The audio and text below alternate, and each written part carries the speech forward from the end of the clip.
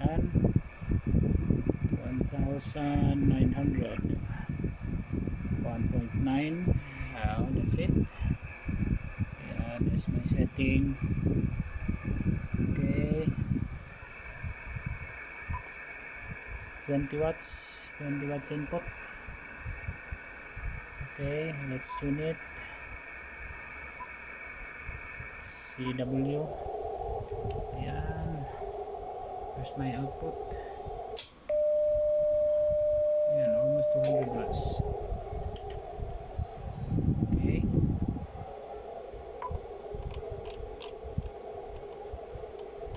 let's go to 50%. Okay, let's see. Ayan. High and peak. Ayan, around 600 watts. 50% input. Yeah, that's the Collins 30L. Okay, 50 watts input, around 600 watts output. Yeah, okay, pwede na. Okay, thank you guys for watching. This is Delta Whiskey 7 Echo Victoria, Quebec.